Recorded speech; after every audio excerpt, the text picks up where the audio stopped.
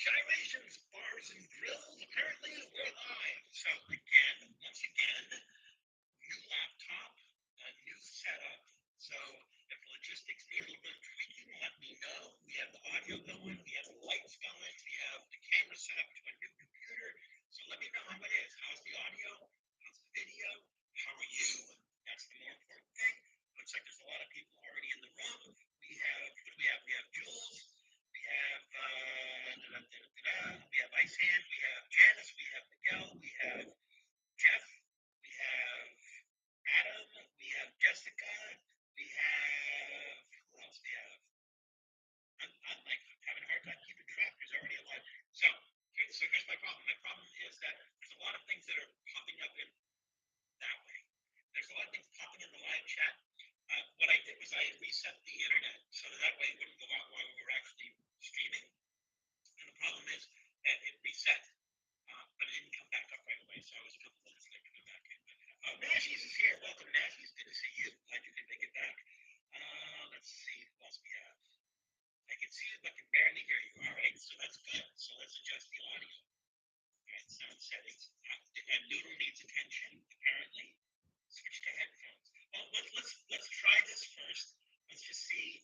Let's check the sound settings and see. Let's see earphone. I don't care about that. Let's see input microphone. That is. What are we at? 80% on that. All right. Well, maybe we switch to Work with me here. All right, let me switch to that. So that is the earphones, not that I need that. And the microphone is okay. So I just switched microphones. Can you guys hear me okay? Can you guys hear me okay now? Yes, no? Anybody? Oh, we're at 100% volume. Got to bring that down. All right, there we go. All right, you can hear me. Is this better? Yes? Better? All right, cool. Like I said, it's like the camera on a new computer with new setup and everything else, and so we're just getting used to things and everything. So, and hey, it's Doodle, the Prince of Darkness. Everybody, Doodle has joined us. He smells something. It's probably this soup that he smells. It's because it smells good to me too. See, sound is much better with the headphones. Fine, we'll leave the headphones on, so that's cool.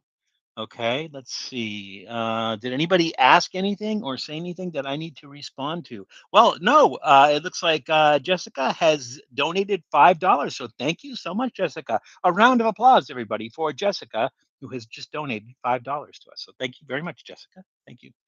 Let's see. Miguel Rangel is saying, "Hey, Trippy Food," but that doesn't really require a response except maybe a hey back. Ice Hand is talking to Julie. Let's see. Is that it? Did I forget anybody? Did I miss anything? Did anybody say anything? Are we good? We have Doodle. Doodle's naked today. Doodle doesn't have his harness on. So Claudia is back from Colombia, and when she takes him out, she brings him back in around the house. She doesn't put his harness on. I leave his harness on all day in case I have to take him out. She takes his harness off. So we have a naked Doodle joining us. So we have some fun stuff today, I think. Kind of a variety of things. Here, let me get this out of the way here. As long as the audio's got good, the lighting's okay, not too bright, not too dim. Video's okay, everything's good. Any updates on old guy in Colorado? I've been worried about that guy. Why are you worried about him, Jessica? I mean, I just heard from him a little while ago. He IM'd me because we're working on one of his radio projects. It's not actually radio; it's actually on YouTube, but it's like they're like old radio shows that he does. And he just IM'd me a little bit ago saying that we were having some problems finding some performers, and he was going to try AI. So he was going to train AI to do the voices, but the problem was that AI doesn't copy somebody's voice. It gives you a new voice. You just put the words in and it gives you a new voice. And that's problematic because there's certain characters from the George and Pudgy show is one of the ones we do. And there's certain characters from the George and Pudgy show that have a unique voice. And so we were trying to reproduce those with AI, and apparently it's not working. So he's still working on it. But last I heard, he's okay. I haven't heard any things that he's not okay. So, Jessica, don't worry about it until he lets us know that we should be worried. Just be worried because he hasn't been live streaming for the past few Saturdays. Oh yeah, especially around this time of the year, he gets really busy with stuff. I know that he does a lot of volunteer work in his community. They work at like the places that give out food, and I think he plays Santa, so he usually grows his beard out around this time of the year, and he plays Santa and stuff like that. So he gets kind of busy in the community. He's also trying to work on two radio shows, getting two radio shows done. So you know it is what it is, I guess. Put some clothes on, Doodle. They're complaining that you're naked. Well, even when is wearing his harness, the naughty bits are still hanging out. So that's kind of that's kind of his thing. So, all right, I'm glad we got the logistics done. I'm glad we got the logistics straight. It seemed like it was a short week, but we didn't have any days. I didn't have any days off this week, and for me, it was kind of a busy week because, like I said, I was trying to get the new laptop working, which was kind of an old laptop, but it was an old laptop that was re-imaged and yada yada yada blah blah blah. To make a long story even longer, again, the camera is on what is the new laptop, which is newly imaged and everything. So we're just getting the hang of it. So wait, is it bad for fur babies to be naked? I left mine run naked 24/7. Well, I can't let him run naked 24/7 because he can't go out without a leash or collar on because we just don't trust that he won't run away. I don't know. It's part of when we adopted him. We don't know what his history was, right? They found him running around at the airport, and that's where he was found. And so we don't know that if he goes outside without the leash on, that he won't run away. So we always leave the harness on, or like I said, when he's in here, I leave the harness on him in case I have to take him out, and the harness is already on. But when Claudia's here, she takes the harness off of him, and then she just puts it on when she wants to take him for a walk. So he's actually kind of chill today. So Doodle, the Prince of Darkness, everybody. All right, well, we got a great show today. Let's see. Well, wow. So I don't know if it's my imagination, but it seems like these are picking up now. Like usually when we got started, maybe we got seven, we got eight people and everything, and we got another. It's like 10 minutes in, uh, I said something, and then the number goes down. So it was like 12, like 10 seconds ago it was 12, and now it's down to 9, just because I had to say something. So next time, remind me not to say, "Don't say anything, Val. You're going to jinx it," and the number's going to go down. Now it's down to 8, so the number's dropping. So though Fang gets upset when we take off his sweater. I didn't know he had a sweater. Yeah, I've never seen Fang in his sweater. So what are you saying? Since Doodle was found at the airport, he is an international dog of mystery. He is definitely a dog of mystery. And the other thing that we got is that he doesn't get the whole video thing. So the whole time Claudia was in Colombia, she would say hi to him on video, and he's like, I hear the voice, sounds like her, but she's not here because she's like a 5'4" person that's usually staying in front of me, and there's just a picture there. That's not her. That's a picture. So I don't think he gets the whole video thing. Like he should be able to see himself in video and go like, "Whoa, that's weird. I'm looking at myself," but he doesn't phase him. So there we go. Good because I have two cats and a hamster, and they probably will not enjoy me putting on sweaters. Well, good luck getting a sweater that fits a hamster. Anyways, the number drops when ads come on. Oh, okay. I wonder why that is. I mean, it's not like nobody people are dropping off, are they? Are they are like people leaving when the ads come on?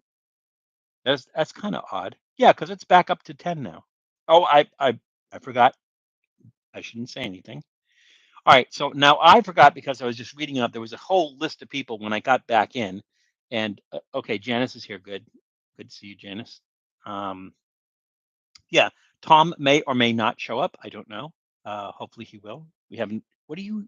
It's the soup. He smells the soup, and I got to be honest with you. That soup smells pretty good. So we're doing soup today, by the way.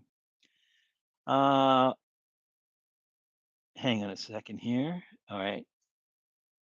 Yep, there we go. All right, we're current. Everything's good. Everything's running. Logistics are fine. You can hear me now that I have this thing on my head. We have Doodle, the Prince of Darkness, a naked Doodle, the Prince of Darkness, and all is right with the world. So, how was your week? My week, like I said, pretty busy. Work, mostly work. Filmed a few things.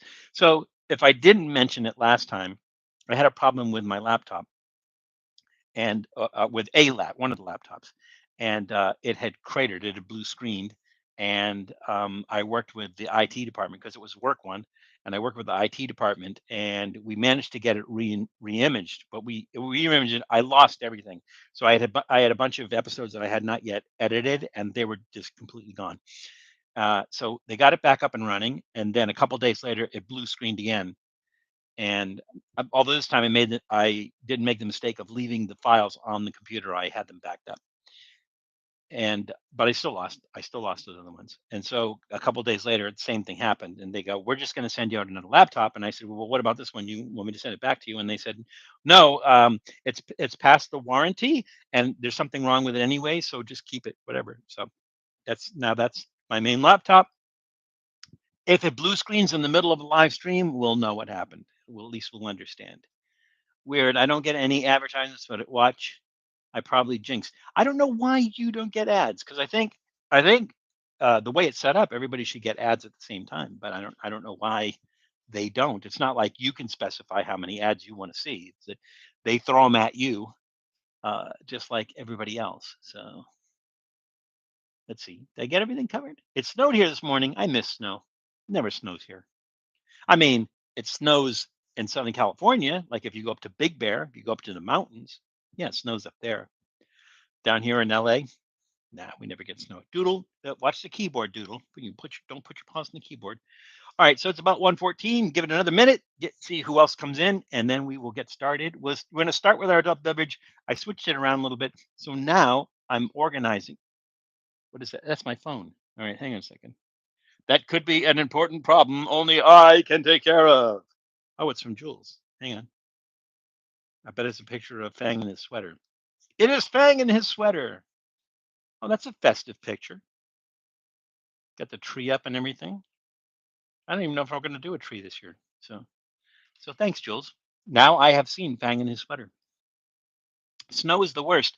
I don't know, Brandon. I like snow. I like I like four distinct seasons. So I like warm summer. I like the spring when everything's just like all the flowers are coming in, everything's turning green. I like the winter. I like the snow, and I love the fall when the leaves change color. That none of that happens here. It's just uh, I would say, Toodle, what are you barking at? You're standing on my lap. Why are you barking? What are you barking at? What are you barking at? Stop. Stop. You're barking at me now? Let's cut that out, shall we? Let's cut that out, shall we? All right. You have a festive bike behind you. I do. I mean, the bike was there, and I thought, like, it's tis the season, so let's see if we can get a better angle of most of it. Yeah, I guess that's about it. So, and then the heartbreaking uh, autographed poster of the Bengals. So there we go. It's not covered with bits of foul skin, so that's good. It is good. Yeah, it will be, but it's not now. All right, so let's get started. We're going to start with our. I know, Doodle. I know you demand I pet you. I understand how that works, but I have a live stream to do.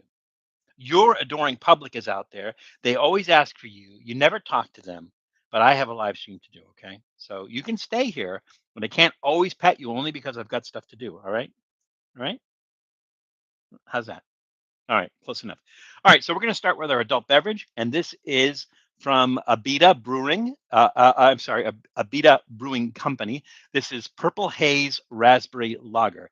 Dun dun dun dun dun dun dun dun dun dun dun. Dun. He just hit some keys with his tail. Um, Purple Haze, all through my mind. This is raspberry lager. This is 4.2 ABV, which is kind of on the low side. I imagine maybe because it's a sweet lager. Abita Brewing Company was founded in 1986 by Jim Patton and Rush Cumming in Abita Springs, Louisiana. Here's our trivia question, and this one you're going to have to look up, and Wikipedia is not going to tell you this. From where does Abita Brewing Company get the water used to brew its beer? From where does Abita Brewing Company get the water used to brew its beer? Might be obvious. It might be an obvious question. You might be able to answer that right away. So we're going to try this now. Abita Brewing. Purple Haze Raspberry Lager. Let's see. Anything else special about that? Clouds of real raspberries? Yeah, okay.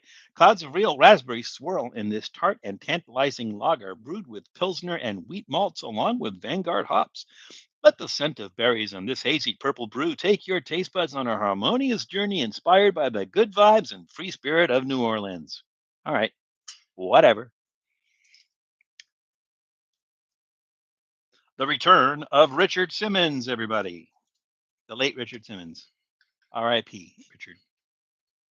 If they use corn in the brewing, they could call it purple maize. There you go. Or they could use blue corn. Saving that. Has a fruity smell, but it also has that kind of beer smell. We'll pour it in the glass and let the nucleation do its thing. It doesn't look like raspberry. I mean, it looks like it's beer colored. All right. Look at that.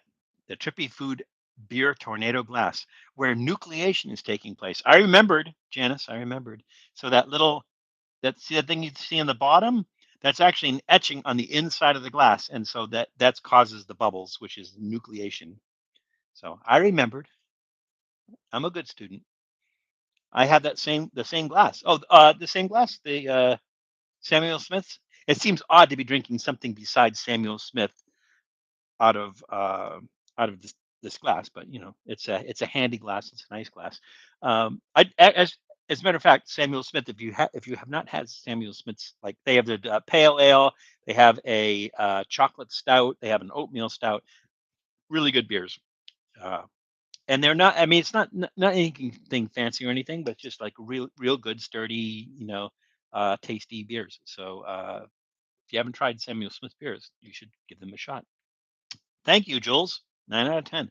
I love snow and I love fall. I miss nice snowstorms.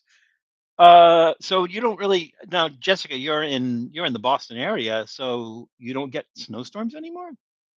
I was up there last February. I seem to remember shoveling snow, but I was outside the 128 snow belt, so maybe that's what it is. Val and Pepperidge Farm remembers. All right, cheers.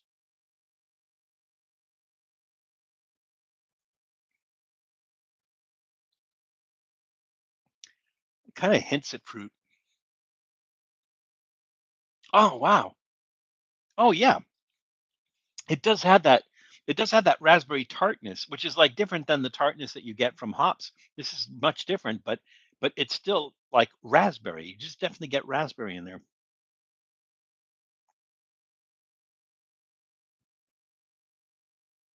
Hmm. It has the sensation of raspberry and has the flavor of raspberry. It's not over the top. It's not like a big fruity drink or anything, but the raspberry is definitely there and you can taste it. So I'm going to go ahead and give that a thumbs up because that's delicious. That is a really good beer. All right. So our question was, from where does uh, why don't I pronounce it right? From where does Abita Brewing Company get the water used to brew its beer? So the answers were, or the guesses were, Adam had said the toilet. Maybe that might not actually be true. My answer for the question is I don't know. That's it. That's acceptable too. Let's see. Julie said natural Abita Spring. Let's see. Or maybe Detroit sinks, or none or the other. So like Detroit municipal water supply. No, don't knock the municipal water supply because bagels, pizza, and hot dogs in New York City, the reason they taste the way they do is because they use New York municipal water supply for those, and or Brooklyn specifically, I think. And so some places around the country will actually import tanks of New York City municipal water for their bagels, for their, for the pizza dough, for their, um, whatever else they're making. If they want it to taste like it came from New York, they boil their hot dogs or steam their hot dogs in. And so, yeah, they actually import New York City municipal water. So, not that it's good for you or anything, just that that adds a particular flavor to it, and they swear by it. So don't knock Detroit Municipal City Water. Let's see. From the deep artesian well in the Southern Hills Aquifer System. Wow.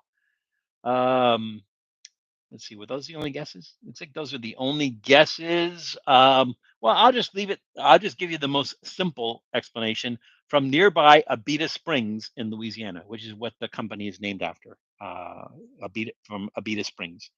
So from nearby Abita Springs in Louisiana, that's where Abita Brewing Company gets their water for their beers. So yeah, I think everyone sort of got it right. Hey, Meg Griffin is in the room. Welcome, Meg. Good to see you again. Glad you can make it. And Sonic Jet just walked in. Pee Wee Val dancing on top of tables at Burger King. Dun, dun, dun, dun, dun, dun, dun. Yeah, that could happen too. It is our Uncle Pal, Trippy Val. Yeah, that's one way of saying it. Hello, Eli. Let's see. Did I miss anybody? Hello, Miss Janison. Okay, that's just Eli saying hello. I think I got everybody. Val sure loves Burger King. No, I don't love Burger King, Sonic. As a matter of fact, I'm not crazy about Burger King. But they come up with something new and interesting. I got to try it. So that's why I go to Burger King. So that's why you had two in a row. There's actually a third one, but I'm having some difficulty with it. I'm debating on whether I should leave the faux pas in. So like I when I went down there, they said they're open late, but they're not open. The indoor part is not open late, and so I had to eat outside. They don't have tables, so I had to eat like standing against the window. At one point in time, I started filming. I thought I started filming, and I was eating the burger, and I had not started the camera yet, so I had to restart the camera. And then during that, the camera fell over. And when the camera fell over, I went to reach for it, and I was wired so because I was filming outside, and then I pulled the audio down with me. So that's fun stuff, and I'm debating whether I should leave that in or edit that out. I might leave it in just to be funny, but it was um, the last Whopper they had. They had three Whoppers, and I obviously didn't have them same day, but spaced it out. So Sonic, don't let me trying to cover three unique and interesting things that Burger King does with me liking Burger King. Because honestly, as far as if you're going with the basic burger and everything, not one of my favorites. Probably closer to the bottom of the list. Burger King should open a buffet just like KFC. KFC has a buffet. Where in Vegas, maybe. Leave it in. All right. Janice says leave it in. Nashi says leave it. Julie says leave it. Yeah, I think I might be using an off-color language when the thing goes to fall, but I'll leave that. I'll beep that out. So, and A3 Stooges quotes. Well, Miguel, let's see. Oh, hello, Miguel. And A3 Stooges quotes. I'm trying to think, but nothing's happening. Uh, that's just off the top of my head. Maybe we'll just pepper this live stream with Three Stooges quotes.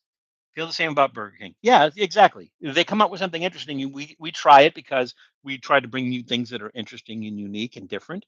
So we will cover them, but it's not like in my spare time that I'm ever going to Burger King just to get a Whopper. It's not going to happen. Just like I'm not going to go to McDonald's to get a Big Mac or a quarter pounder or anything anytime during the year, anytime, unless they're coming out with something unusual, and then I'll go. So. Chloe absolutely housed the mushroom baconator thing at Wendy's. Wow. Yeah, it is pretty big. Well, that's the other thing that's disappointing for me is, and you can tell in the thumbnails that I use when I come out with these episodes, is that you look at the poster or you look at the ad and you look at that burger and you go, that looks pretty good. And then you actually get it and you look at it and you go like, why didn't they give me what was on the posters? Like they did. It just doesn't really look like that. So what do they call those people that photograph food? They stage it and they photograph it. It's like when they're instead of using um, instead of using ice cream, they use mashed potatoes so it doesn't melt. And instead of using whipped cream, they use shaving cream. So they do stuff like that. They won't eat the stuff that they film because obviously most of it's fake, but they still do that. They use paint instead of like syrup, all kinds of stuff like that. So, but I can't remember what that food stylist. Thank you very much, Iceland. Yeah, that's food stylist. They make they do the pictures for the posters and ads and stuff, and 9 times out of 10, it's not even real. And so that's why when you order something and you get it, you look at it, you go like, that doesn't look anything like the poster. What happened to Burger King? They used to be good, and so now I don't know. They used to be good. I mean, on to be fair with you, to be fair, if I was gonna rate fast food, let's just say the basic cheeseburger, right? If I'm gonna rate your basic cheeseburger, I'm going to say, and again, don't misunderstand this as me saying the best, because best requires a criteria, right? And it requires a criteria that everyone can understand. So when you're talking about good burgers, you're basically talking about what appeals to your taste buds, right? Although, I think some people can understand what a substandard burger tastes like and everything. So if I was to rate the fast food burgers, I would say I would probably, and I'm not going by cost. So if I'm going by cost, I'm gonna put In and Out closer to the top, right? It's not that it's a bad burger. It's just that, cost wise, it's cheaper, but it's cheaper because they only use a 3-ounce patty, right? So it's going to be close to the top just because the burger itself tastes pretty good, but they don't give you a lot of it. And yeah, so there you go. So I would say, like, for me, and this is going to be like, I would say my favorite, but thinking in terms of the quality of the meat and what you can get with it, and how you can order it and everything. I would say like the Habit, the Habit Burger Grill is probably number one on my list, and then number two is probably going to be maybe Five Guys, but then Five Guys, you start to get it's expensive. Five Guys is expensive, but I like the burgers and I like the fact that you can get all these other things on top of it. So Five Guys can be number two. Then I'll put In and Out in number three, only because, like I said, it's a good burger. It's cheap. It's a good burger. I don't like it as much as the other two, but I'll put it in this number three. Then probably Whataburger, then and I'm just doing fast food burgers. I'm not doing like more fancy sit down burgers like even wall burgers. I'm not even adding those in. But then if I'm going with the big three, and with the big three I mean Burger King, Wendy's, and McDonald's, I would have to say Wendy's is the top one, then Burger King, then McDonald's. McDonald's hamburger is garbage. It's trash. And then Jack in the Box is kind of a crapshoot. Like sometimes I go and it's okay, and sometimes I go and it's terrible. So I don't even know how to rate that. So there we go. Hey, there's Tom. So Tom, Jessica was concerned about you, and she was worried about you, and I tried to explain that you are relatively fine and all is good. So I guess because maybe you weren't. Oh, Dick's! I forgot all about Dick's. Yep, grab a bag of Dick's. For those who don't know, Dick's is a hamburger chain in the Seattle area, but Julie's right, they are very good, except they're regional. Well, also, what is the one in Oregon? The Burgerville in Oregon. That's pretty good too. I would say Burger. I would rate Burgerville over the top three: the Burger King, McDonald's, and what was the other one? And Wendy's. I would. Well, I don't know. I kind of think Wendy's might be better than Burgerville. I think. Oh, hi, Karen. Oh, there's Karen. Karen M. My cat Percy is watching your live stream too. Well, hello, Percy. There's a hello to. If I say hello, Percy, is Percy going to go like Doodle does?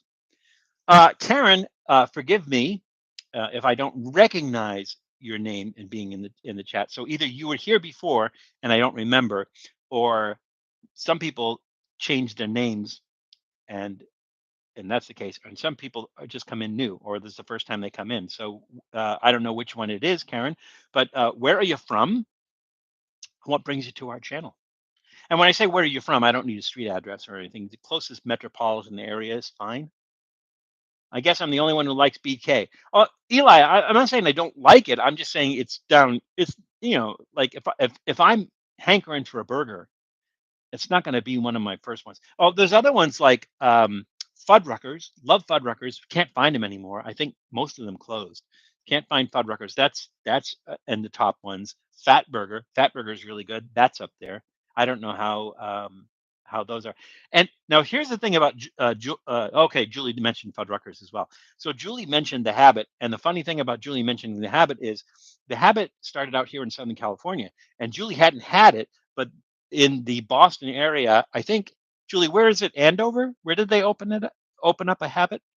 They actually opened one up in the Boston area. I think it's Andover. And so when I was up there last time, I said to Julie, I said, we got to go to the Habit. And she went and was like, oh my God, it's really good. It is really, really good. But it's so overlooked in Southern California. People always talk about In and Out from a Southern California standpoint, and they never mention the Habit. And the Habit, I think, is so much better. So there we go. I know this might sound weird, but the smell also reminds me of the good times of childhood, but mostly my grandparents. Yeah, they say that most of your memories are olfactory, which are basically based on scent. So some, you know, they're good memories or they're bad memories, or it doesn't matter. But certain scents will trigger memories, and they say that most of your memories are easily triggered by smell more than anything else. I mean, you could see something and go like, I've seen that somewhere before, or hear something and go like, I remember that song or whatever. But they say that your olfactory system, your sense of smell, triggers more memories than anything else. I don't know if that's true or not, but I would say like Julie and Julie could tell you about the smell of black licorice. You know that's a trigger. That's a childhood trigger. So there we go. Let's see. We do have a Dick's, but it's a sporting good. Yeah, well, they have Dick's Sporting Goods all over the country, but Dick's it's something else. Dick's something, but it is a burger stand, and it's like a drive up burger stand. I don't recall that they don't have any indoor places to sit at Dick's, but they're cheap and decent burgers. So there we go. Let's see. When it, I'm not even going to say that, Tom, but you should do it anyway. Andover, yeah. I just remember we're somewhere in that area. I don't remember where. My favorite burger places are In and Out, Carl's Jr. Yeah, I forgot about Carl's Jr. They're pretty good too. Rally's Checkers, really good, and Burger King. Yeah. And again, Sonic, I'm guessing that you are like born and raised in Southern California because it seems like they people who are born and raised here in Southern California, they prefer In and Out. Like it's like they're only, oh my God, it's the best burger in the country. It's not the best burger in the country. It's just um, it's one of those things that it's a comfort food. It's what you remember. It's what you ate growing up, and that's what people remember. So I think that's why people gravitate towards In and Out here in Southern California. If you come in from outside Southern California and try it, you go, "Well, yeah, it's a pretty good burger," but it's not all that. I don't see what the big deal is of that, but the people who live here, who were born and raised here, they do see what the big deal is, and they say, "Well, it's got to be the best burger in the country." And they're like, well, what other parts of the country have you visited? Well, I've never really been out of California. Like, well, then how can you say it's the best in the country? So there we go. Licorice and deer butts. That's absolutely right, Jules. Museum of Science. All men, not the burgers, Sonic, not the burgers. Uh, Jessica, did you do another donation? Is that another donation from Jessica? Thank you very much, Jessica. But don't get carried away. But thank you. Love McDonald's because it reminds me of childhood with my grandparents, and I love their fountain soda. Yeah. Oh, speaking of fountain soda, this is really weird. AMPM is it's like you'll find them in Arco gas stations, and I think they might only be in Southern California. So it's like the convenience store that goes along with um, the Arco gas station that might only be in Southern California, but they have all kinds of snacks. So it's a great place to look for snacks. I might even have gotten some of these today at the AMPM. But when I was looking at the fountain drinks, they have guanabana and cucumber uh, agua fresca in the fountain drinks. And I'm thinking, like, what an odd combination, what an odd thing to have, and even to have a agua fresca in the fountain drinks. Just bizarre, really, really bizarre. So I don't understand that. Dickie's barbecue. Yeah, I'm not really crazy about Dickie's barbecue. It's like industrial barbecue, Sonic. I mean, it's not bad, for it's like barbecue fast food. That's what Dickies is. Dickies is like barbecue fast food. So every once in a while, you're in a hankering for barbecue. You don't feel like going to like a actual barbecue place and sitting down for a long time and everything. You want something quick. Dickies is okay, but not great. Let's see. Dad, we should try something. Jess suggests and dedicate it to her for her donos. We should. So Jessica, if there's something you would like to see me and Julie do for your donations, like we had Rally Fest did a big donation a while back, and we used the money that they donated to be able to get the Samyang 3X Buldak noodles from Germany. So so that was nice, and we credited Rally Fest for that, for the donation for us to allow us to be able to do that, to be able to import these from Germany because you can't get them in the United States. So, all right, I think we're caught up. Let's do number two. Now, I changed these around a little bit. This soup, I don't know if it's still hot. It might not be hot anymore. It's still somewhat hot. Let's put that up there just for a second so you guys can look at it.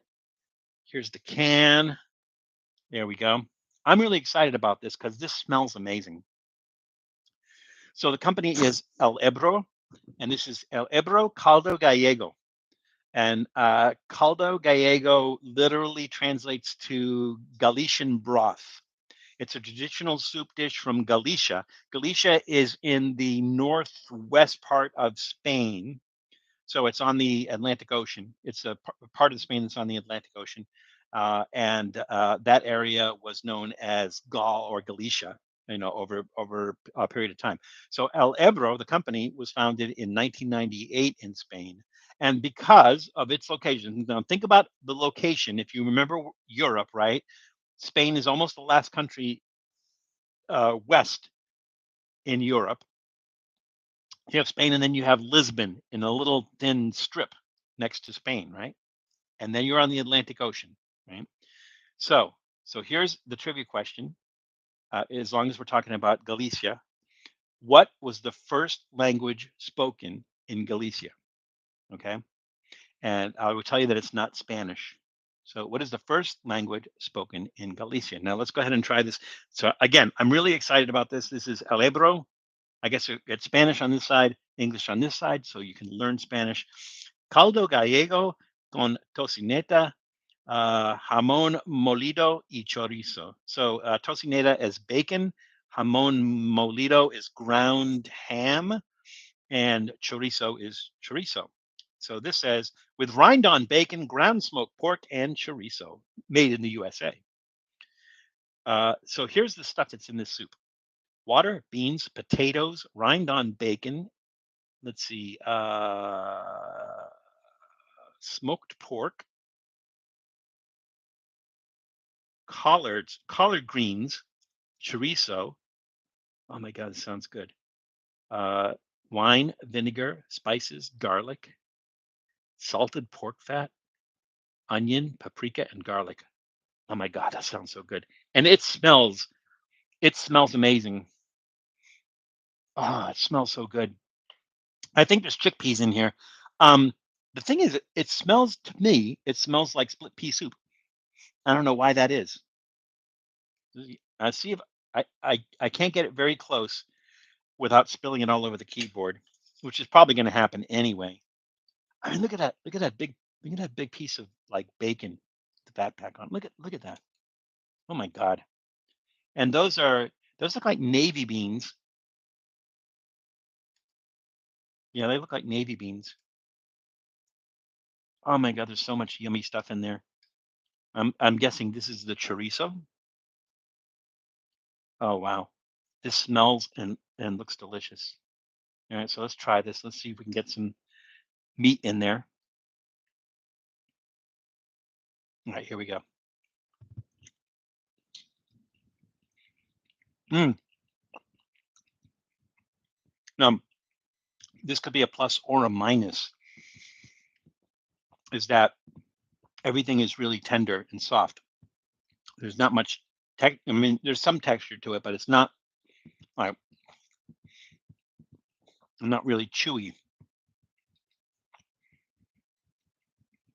Oh my God, that's good, especially for something that just came out of a can.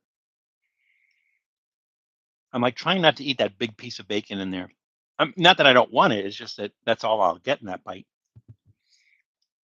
Mm, mm. That is good. I remember where I got that so I can get some more. Where did I get that? I think, if I'm not mistaken, I got that at Vallarta Supermarkets, which is one of our local Latin groceries, Latin American groceries. Mm. Oh, it's good. That is good. Mm. That is a solid thumbs up. That is really, especially for something that came out of a can. Now I know what you guys are thinking. You're thinking like, Val, you're holding the can.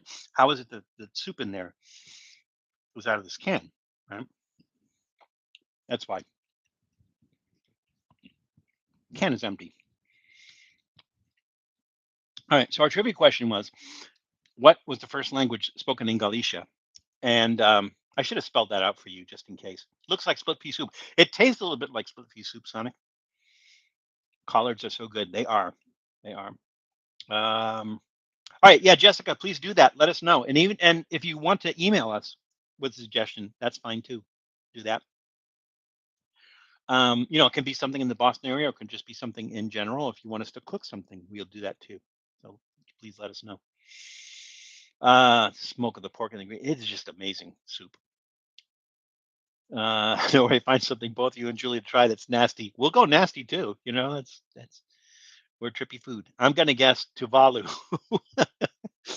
Well, that's a good guess. So just so people know, and they're seeing Tom put, I'm gonna guess Tuvalu, and they're not seeing the word quat or kumquat or anything like that in there. Is Tom has graduated. It's like he doesn't want to belabor the joke any longer than we have to. So we're moving on from kumquat. So just don't expect that from Tom, because um, it has seen its day. Let's put it that way. Janet says Gallego, also known as Galicia, which was derived from Celtic.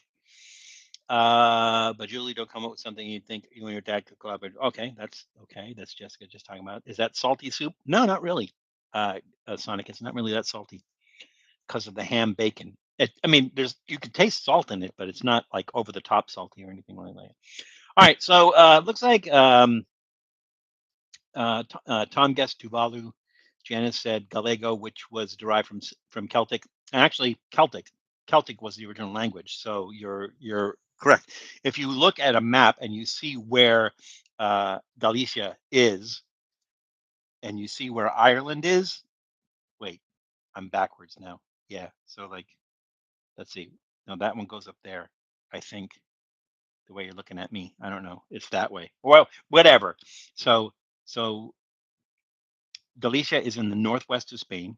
They still call that area Galicia. Is in the northwest of Jessica. Stop. But thank you. But stop. Galicia is in the northwest of Spain, and then if you go to the north and the west a little bit farther, you're in Ireland. So the fact that they spoke Celtic there makes perfect sense. So how about you try cooking angel hair pasta with Alfredo sauce and cut up salmon in it, or if you want to grow straight out squid for you and Jules. There you go. There you go. Actually, it sounds really good. I don't know how unusual that sounds, but it sounds really good. And I don't know about Jules, but I don't know if squid would be a gross out, but it would be something interesting. So I would say like we would go for the squid, but that sounds really good, Jessica. I think we'd do that. We'll do angel hair with Alfredo sauce and squid. Just is paying my allowance this week. That's right. Uh, all right, Jessica. Jules, take a note of that. Let's do that. Let's do angel hair pasta with Alfredo sauce and squid. Let's do that. Ooh, mm, how about squid with squid ink with the Alfredo sauce with so that the squid ink will turn. It'll be like gray because you'll have the Alfredo sauce, which is white, and you have the squid ink, which is black, and you have them mixed together, which make kind of a gray. That'd be really interesting and still taste good. So yeah, let's do that, Jules. Let's do angel hair pasta with Alfredo sauce and squid. That sounds really good. Graduate. Wow, I had no idea. Thank you for food. Are you going to send me a diploma? Yes, we are. And we're going to put a star on your forehead too. And we're going to put your work up on the refrigerator so everyone can see it. Done for the night, donating till next month. Well, thank you so much, Jessica. Jessica, a round of applause for Jessica, who donated a considerable amount of money today. So thank you very much, Jessica. And thank you. All right, so let me put a dish on top of this to A, to keep it warm, and B, to keep Doodle from eating it because there's garlic and onion in there, and I don't want to have to clean up after him. All righty, so that's done. So let's go to snack number 2. Let's see, doing some house cleaning here. What is it, Doodle? What is it? Oh, you want a snack? I have your snacks here. I can give you a Doodle snack. We can absolutely do a Doodle snack. Now, if you have a dog, these are nice. If there's a Trader Joe's near you, these are nice because it's smoked chicken tenders, and that's all that's in it. It's just smoked chicken tenders. That's it. That's all there is. It's so good and so good for him. Chicken jerky. There's no salt. There's nothing else in it. Just chicken, smoked chicken.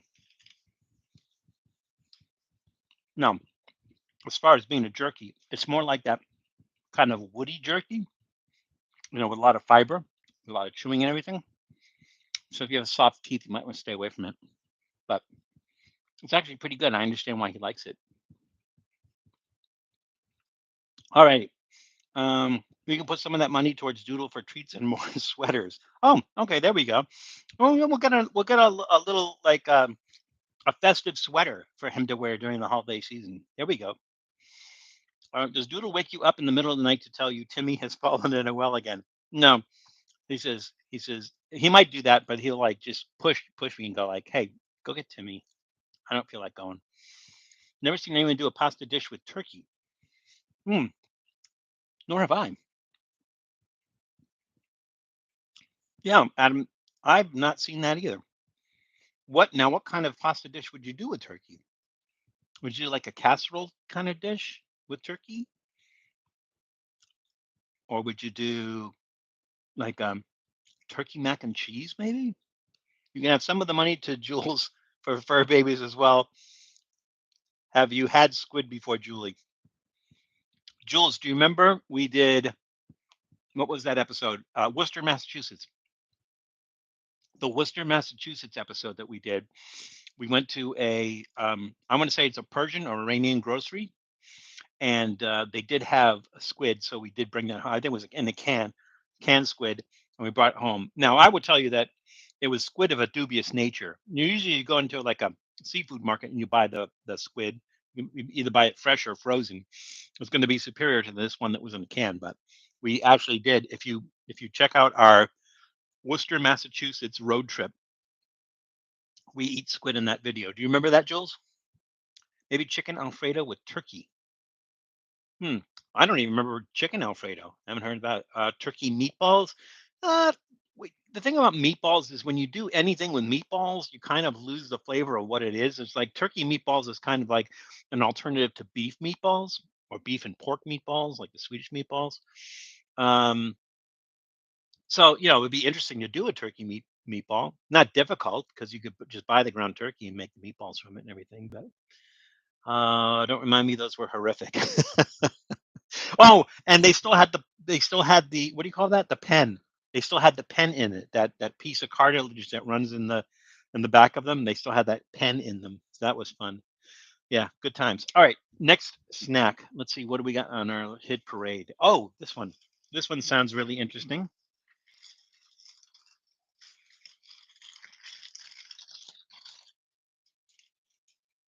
There we go. All right. So this is from the company is called Diana. Diana is a big snack company in El Salvador. Now I say it's a big snack company. If you go through the El Salvador airport, which I did last time I went to Colombia, we flew in to San Salvador, which is the capital city of El Salvador, I believe. And there is a Diana store in the airport that have all the Diana products in there and everything. So it is a El Salvador company, really big in El Salvador, and at the airport you can get all the different snacks. I've not seen this one before. This is Alboroto,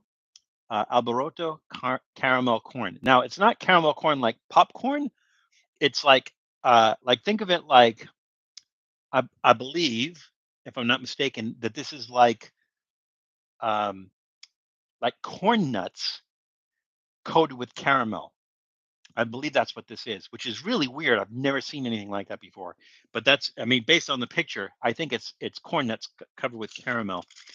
Let's see, sugar, corn syrup, palm oil, salt, artificial butter flavor, artificial colors, and citric acid because there's citric acid in everything.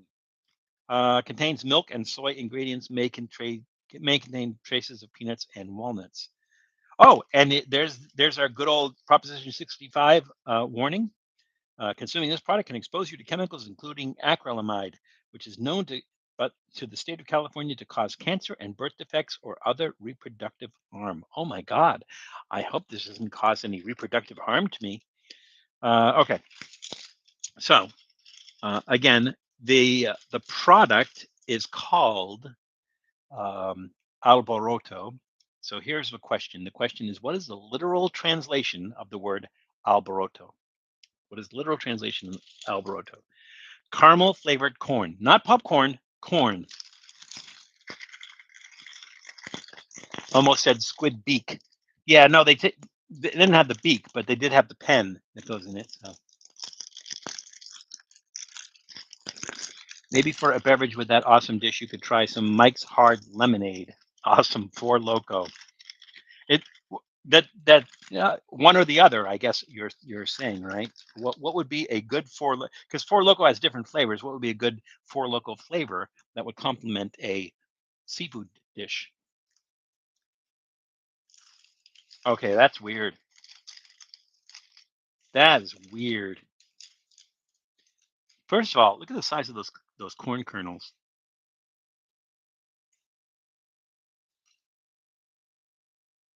That's weird.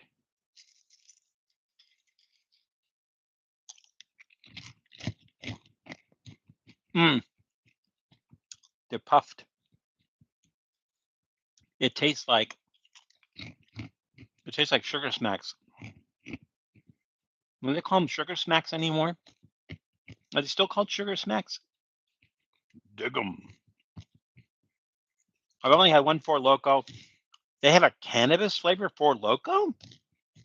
That's bizarre. I've had a few Four Locos with Matt. One of the ones was there was one called Blue, and I brought that back from Colombia because Matt had never tried Blue before, and he didn't realize it, or he realized it. You can't get it in the United States. So when I was in Colombia, I sent him a picture of this Four Loco Blue, and he goes, "Oh, that would be so awesome." So I brought one back, and since I brought it back for him, he invited me to taste it. So on Reckless Eating, there's a video of us taste testing this Four Loco Blue. It didn't end well. This is so weird. Q Rock eating. Wow. If you gave this to me, I wouldn't say it tastes like caramel, but to me it looks like it almost looks like they burn the caramel. Yep, that went all over the keyboard. That went all over everywhere. And you guys got to see it live. That was fun. Yeah, Doodle, I don't think that'll hurt you any, but there's a lot of sugar in there. I don't think there's anything in there you can't have except the sugar. That went all over the place. Oh, thank you, Janice. So Janice posted our Worcester road trip episode, and so I think it was towards the end of that we're actually eating that squid. So you can actually relive Julie's horror again. I can only assume the flavor was Satan's week old gym shorts. I wouldn't say that. Does Canada have any exclusive local flavors? I could always check out a local liquor store since I'm going next year. I don't know. I don't know that. There might be because there are some that they just don't sell in the United States. There's a lot of things that they don't sell in the United States, like the Samyang 3X I did with Julie.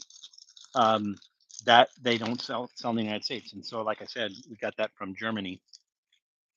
But let's see, did I spill a lot of those? I did. They're all over the place.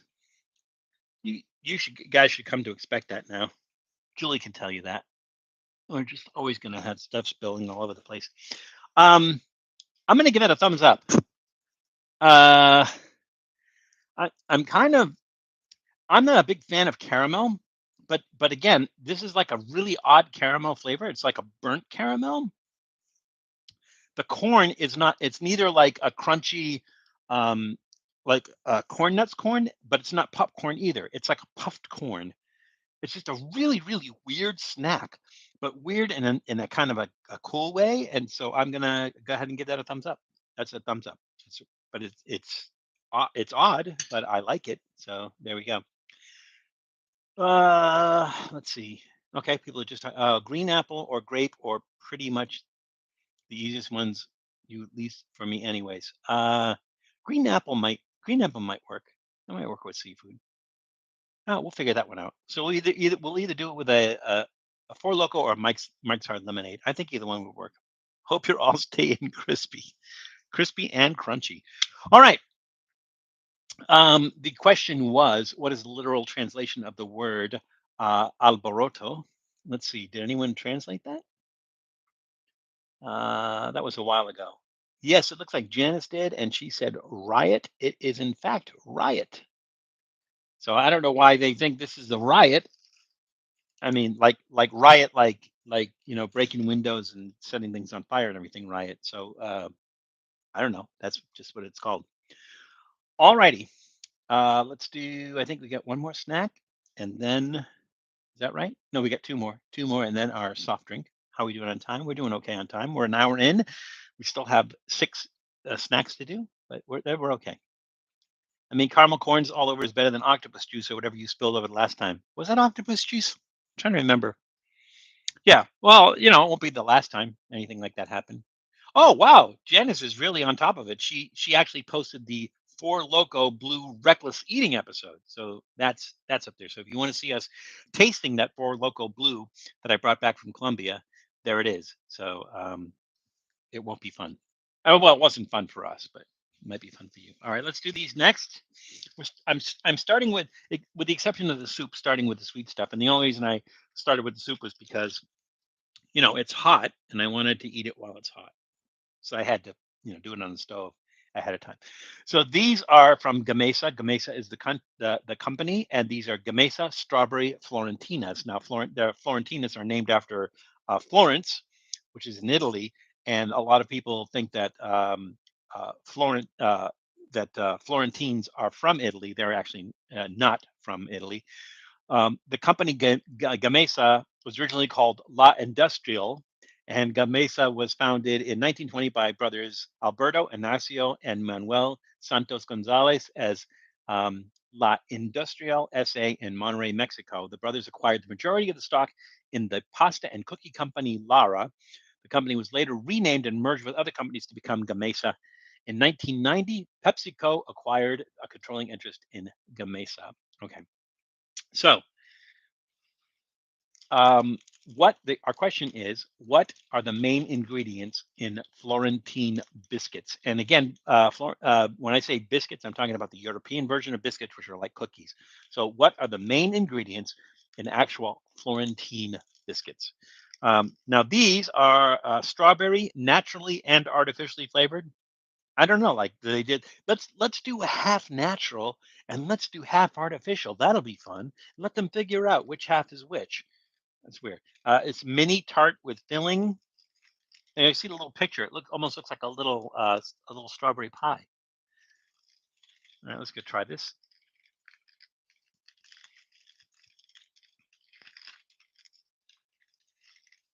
Okay, so you can see it's kind of two cookies. So you have one flat one and you have one with the holes in it, and then you can see the jam, the strawberry jam that's inside there. Let's see if we can get a good picture of that. Yeah, there we go. Basically, it looks like a little tart, like a little pie. Let's give this a shot. Wish I had some tea, hot tea, to have with these.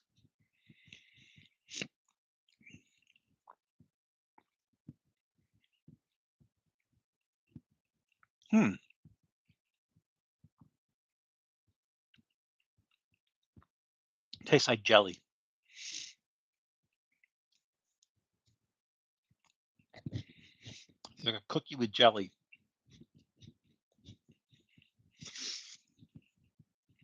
Now, because this has that kind of brown on it, I was hoping it would taste like pie crust. It doesn't really taste like pie crust.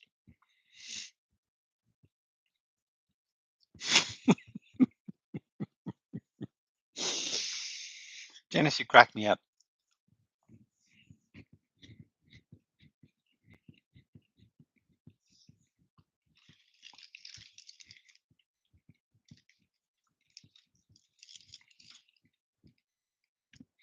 It tastes like I'm getting like an artificial sweetener in here.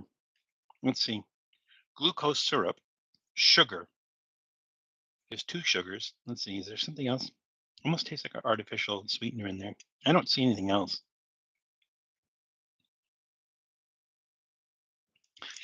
It's not really like I get the strawberry flavor, but I don't get that really strong strawberry flavor. It just tastes kind of candy like. I mean, the cookie's nice enough, but that strawberry is just kind of off a little bit. So I'm going to say thumbs up, trending downward. I just think they need to fix the strawberry in there. It's just, I mean, it's there, but it's just like so slight. You get that jam, you get that stickiness from like the strawberry jam, but it's just missing that strawberry punch in the face. And who doesn't like getting punched in the face by a strawberry? All right. So our question: what are the main ingredients in Florentine biscuits? So people are saying, let's see, flour and water. Julie says what Isan said. Bacon says, I hope it's flour and lard. Janice says nuts and candied cherries mixed with sugar, melted together with butter and honey. And there's flour in there too. I thought you were saying so there. That would be funny. And there's flour in there too. Ooh, butter and honey. Yeah. So the main ingredients are nuts and fruit. So not the flour is not a main ingredient. Butter is not a main ingredient. They're in there. They're not main ingredients in there. The main ingredients are nuts and fruit. So you're all kind of right and you're all kind of wrong. So it doesn't matter. It's a wash. Tons of nuts. Yep, tons of nuts. You're absolutely right. All righty. Raspberry goodness there. Okay. Now, you do one more snack and then our soft drink. This I found at Ralph's, which is our local Kroger store, and I thought was really interesting. The company is called, well, actually, I'm sorry. The company is called The Better Bakehouse. The product line is called Donutful, and this is pink dipped vanilla cake Donutful. Donutful is a product line of the Better Bakehouse that was founded in 2021 by Tony Davis in El Segundo, California, from the beautiful vineyards of El Segundo. Or I lost my wallet in El Segundo. What is the name of the donut that is deep fried and topped with a sweet pink glaze and confetti sprinkles? Again, what is the name of the donut that is deep fried and topped with a sweet pink glaze and confetti sprinkles? So this is really interesting. It's supposedly there's a donut in here, but it's really tiny. Hey, now if you look at it, right? You look at that picture, that looks like a picture of a deep fried donut topped with sweet pink glaze and confetti sprinkles. This is not deep fried. I'm not sure if it's a sweet pink glaze or not. They say the flavor of this is vanilla. It's vanilla cake, and it just says pink dipped. 0% junk, 25% less sugar, 100% crazy delicious. We shall see.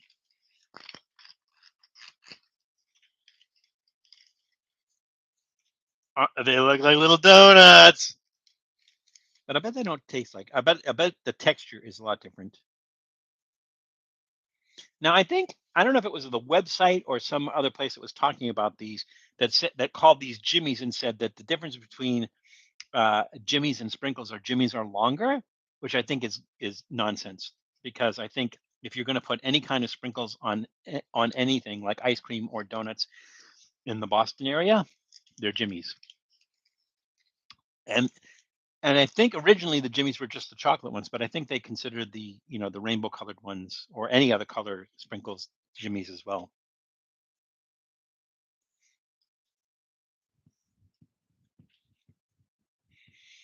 My guess these aren't fried.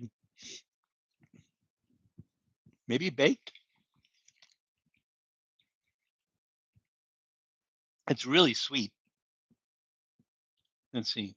It says they only use real high quality ingredients, but it didn't say what those ingredients are. Hang on. Let's find a. Oh, here we go. Unbleached flour, cane sugar. I would think so. Invert sugar, wheat starch, potato starch, dried egg yolk, natural vanilla flavors, baking powder. No, it's just like stuff you would put in a donut, right? Chicory root inulin? No idea what the hell that is. Non-fat dry milk powder, salt, cellulose gum, wheat flour, enzymes, fermented wheat flour, devitalized wheat sour, vegetable juice, sour sunflower lecithin, annatto extract, which is for the color, spirulina extract, which is for color, turmeric, which is for color, beta carotene, which is for color, and carnauba wax, maltodextrin. I don't know. I'm not sure if those are things that you would find typically in a donut. Now, it has a different texture that, like, if you were to go to Krispy Kreme or Dunkin' Donuts, completely different. Well, I don't think Krispy Kreme even has cake donuts. I think they only have the raised donuts. The kind of hollow ones. I don't think they have cake donuts there. It's kind of an odd aftertaste. There's no chemicals in here though, so I'm surprised. It does have an odd aftertaste. It's almost like that film that lard leaves on your tongue. It's almost like that. It's a weird texture. I'm getting actually this is more glaze than donut, so that's where you're getting your texture. You're getting your texture from the glaze and not from the donut itself. The donut really doesn't have that much texture. A little bit odd. Um, I'm having some trouble rating this, and because do I rate this as a donut or do I rate this as like a different, unique product? If I'm going to rate it as a different, unique product, I'm probably going to give that a thumbs up, trending downward, only because it's not unique enough, right? It's not unique enough. It still has that donut flavor, but it doesn't have exactly that donut flavor. It doesn't have exactly that donut texture and everything. So it's kind of in this middle ground between here and here. So I'm going to say thumbs up, trending downward. It's not horrible, but it like some of the flavors are there, but some of the flavors are not there, and some of the textures are there, but some of the textures are not there. So it's just a little bit kind of in limbo there. So it's going to get a thumbs up, trending downward. I had the Lard Lad donuts at Universal Studios, and they were huge. They still have those at Universal Studios. Sorry, I'm back, Berserk. Just now, my cat was way too interested in my hamster. I was worried. Yeah, is your hamster in a place where the cat can get at the ham? I mean, is the hamster where the cat can get at it? Too much chicory root has a laxative effect. Good, important safety tip. Thanks, Jules. It's a fiber probiotic chicory root inulin. It's fructin. Also, a question: so, does sugarless Jolly Ranchers have the same effect as sugarless gummy bears? Bathroom wise, if you get my drift. It depends. I think, if I'm not mistaken, it's what is that? Is substance? Is it sucralose or one of those? I think it's like sucralose, if I'm not mistaken. But one of those has that laxative effect, and I can't remember what it is. Um, Jessica, I don't know if you ever watch Reckless Eating, but there was one where they made a 1 pound sugarless gummy bear for Blum Gum, and he ate this 1 pound sugarless gummy bear, and within, I think he had an hour to eat it or something, and he finished all but like part of a foot. He just couldn't finish it.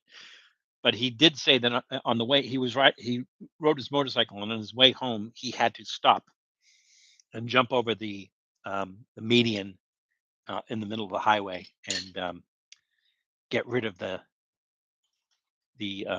sugarless gummy bear. So apparently it did its thing. Does anybody know what that is? Does anybody know what that there is a sugar? Or maybe it's sorbitol. I think it's sorbitol. Can somebody look at it? I think it's either sucralose or sorbitol, and I'm leaning towards sorbitol. Many laxatives have sorbitol. Yeah, so I think that's what it is. I think you're right. I think it is sorbitol. That's in the sugarless gummy bears that makes you do your thing. Don't know how since haven't been back to Universal Studios. Anything sugar free for candy will cause you some pain. Yeah. So that's the thing. Is like, do you want the damage that sugar does, or do you want the damage that the sugar substitute does? So your call. Unless you get something like with stevia in it, and then you have to compromise flavor. So it is sorbitol. Okay, that's what I thought, Nashies. Thank you. Our question though is, what is the name of the donut that is deep fried and topped with a sweet pink glaze and confetti sprinkles? So let's see. Miguel Rangel said strawberry. I think maybe. Um, let's see. Julie says the Homer. Strawberry sprinkles. A donut. Janice says the Homer Simpson donut. Then she was talking about lard lad donuts and everything. Yeah, you're all right. It's the Homer Simpson. The Homer Simpson is what they call that donut. The Homer Simpson. Now, here's the question: which came first, the donut, or it being called the Homer Simpson donut? Like, Homer Simpson eating this kind of donut. Was this kind of donut created after Homer Simpson to life imitating art, or was this always a type of donut and then Homer Simpson just made it famous? Good question. I don't have the answer to that. Sometimes I like to have a lot of Jolly Ranchers. I mean, literally, I'm no more than just like 10, but my teeth are really bad, so I switched to sugarless. Jessica, the thing is, when I used to sing on stage, I would keep a Jolly Rancher like in my cheek because it would kind of coat my throat, so it would help me with singing. But it was always Jolly Rancher. I would just take a Jolly Rancher and just keep it in my mouth the whole time while I was singing. So, have to get strawberry frosted existed beforehand, but maybe not sprinkled. Maybe not. I don't know. It's a good question. Oh, you were a singer as well, Nashies. What kind of music did you do? Or what kind of band were you in? I was in various amounts of band at the beginning of my career as a singer. We were doing mostly covers and everything, but towards the end there, I was in an original band, and I would call us eclectic. So our song, if you think of a band like Todd Rundgren's Utopia or Squeeze, where there's different styles of music, that's kind of what we did. So we did a lot of progressive rock stuff, and we did some pop stuff, and we did some blues and jazz, and we just mixed it up. So we were a very eclectic band. And that's what I used to sing. Thank you guys. I would guess I would rather have some hurting teeth than bathroom problems. Yeah, it's kind of a trade-off. All right, so was that four snacks? I think that was four snacks. Let's see. There's soup, caramel corn, Florentines, and donut. Yeah, so that's four snacks. So it is now time. Once again, let's see how we doing on time. 2:16. We're doing okay. And it's time for our soft drink. And this is Barrilitos Mandarina Soda. It is a tangerine soda. It's a product of Mexico, and Barrilitos is a product of the Coca-Cola company. So Barrilitos soda was originally launched in 1938 in Monterrey, Mexico. The Coca-Cola company acquired it in 2008. So in 2017, they ruined it and they launched a line of fountain style agua frescas under the same name, but it didn't really take off. And so the soda was relaunched this year, 2024, with a new formula. That always scares me when they say a new formula, but only in California, Nevada, Oklahoma, and Texas. So if you're looking for this and you're looking to go out and get this, or you remember Barrilitos, it's still a product of Mexico. It's still imported from Mexico. And right now it's just in the southwestern states. Well, sort of the southwestern states, California, Nevada, Oklahoma, and Texas. So, if you're on the East Coast, you're kind of out of luck for now. I imagine that they'll start having that in more places, but it is still a product of Mexico and it's still made with cane sugar. Um, Barrilitos, by the way, means little barrels. So you remember we did the jugalitos, which was little jugs. This is Barrilitos, and this is mandarina or mandarin orange soda. So it looks interesting. It always says 0% juice. I don't know that I ever make the assumption that there should be juice in soda. There's probably never juice in soda, but that's okay. So the question is about the tangerine. From where did the tangerine get its name? Again, from where did the tangerine get its name? All right, here we go.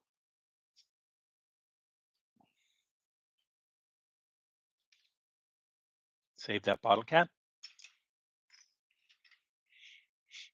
Ooh, it smells like oranges,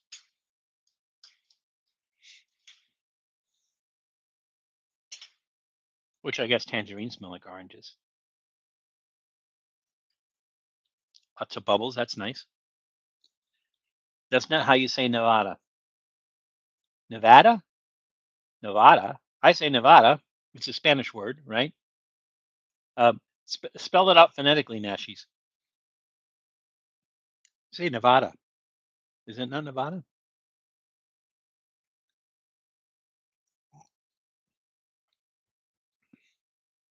That's pretty good.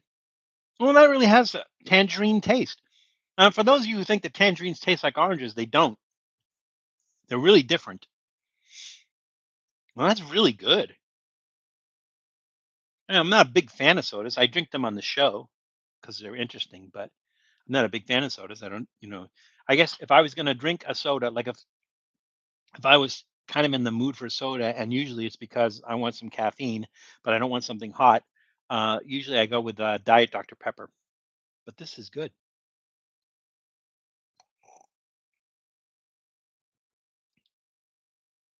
Not Nevada, Nevada, ne- Nevada, Nevada, Nevada. Oh, Nevada. Okay. All right.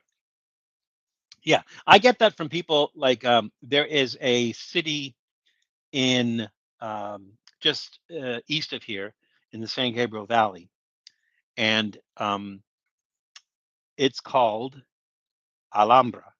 Alhambra is a Spanish word. It's named after the city of Alhambra in Spain.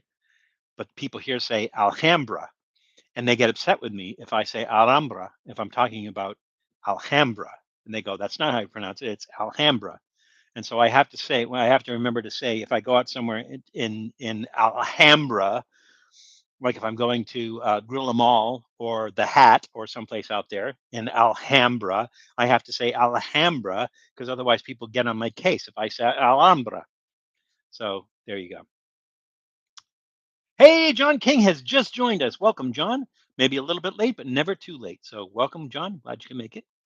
Like Manchac. Oh my God. I'll tell that story because it's travel. It's travel related. So when I first moved to Austin, Texas, from Boston, I drove down. My friend Tina told me how to find the apartment. So the apartment was on William Cannon Boulevard. I think it is William Cannon Boulevard in Austin, Texas. And she said, so when you come off I-35, you just go down William Cannon, and when you pass Manchac, it's right there on the left-hand side. I'm like, okay. So I drive down William Cannon and I don't see a man shack. And I just keep driving. And I could drive all the way to the end of William Cannon and no man shack. So I drive all the way back to I-35 and no man shack. And it was not the 35, as they would say here. It was IH 35, which we said I hate. IH stands for I hate 35. Um, so I drove all the way to the end, all the way back. I called her and I said, Tina, I'm driving back and forth up William Cannon. I'm not finding Manchac. How do you spell that? She says, Manchaca. I'm like, Tina, that's Manchaca. And she says, no, it's Manchac. I'm like, okay. So then I was able to find it. But once I learned that they were using the local pronunciation of Manchaca, which was Manchac. So there we go. The whole state of Nevada, not the whole state, I'll bet the Spanish speaking people who live in Nevada will not yell at me.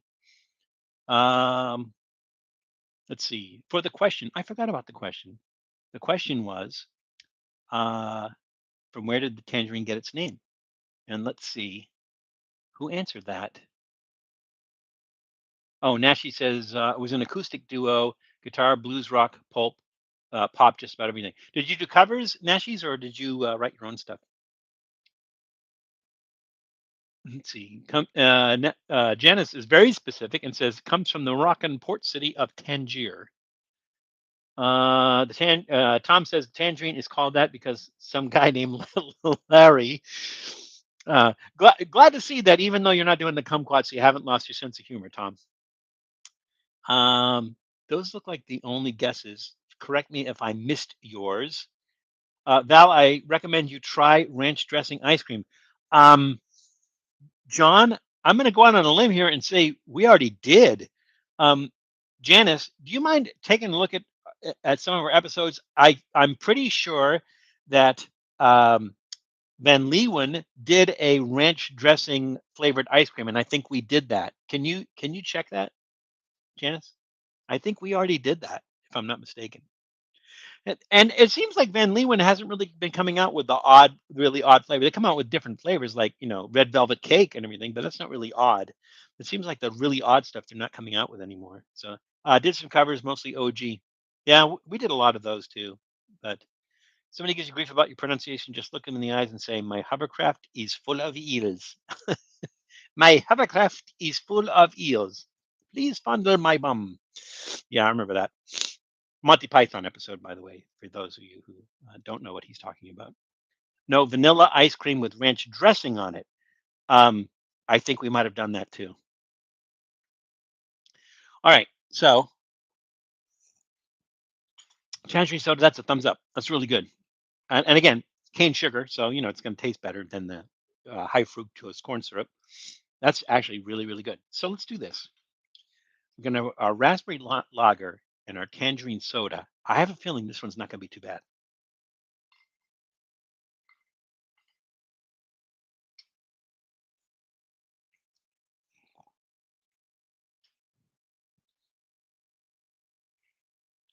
Funny thing is, when we mix the beer with the soda, I don't know if they cancel each other out, but you kind of lose the flavors on both of those. And I don't know how each of them water down each other. All right. So the tangerine comes in afterwards. It's still there. It's a 4 point. What did I say? 4.2. So it's not like a high. It doesn't have a high alcohol content, so it doesn't have that bite to it. Okay. So unfortunately, the soda has a really really good mandarin or tangerine flavor, and then adding the beer to that takes away that really really good flavor. So it's not that it's not that it's a bad flavor. You get that, and there's some tanginess from the beer, from either from the raspberry in the beer or the beer itself. There's some tanginess in there that stays there. You do get the beer flavor, but it's sort of like they're not. None of those are bad flavors, but mixed together, they kind of take away from each other. So like both of those drinks are better by themselves than mixed together. I mean, I would say like, thumbs up on this, but just maybe not an enthusiastic thumbs up. It's okay. Um,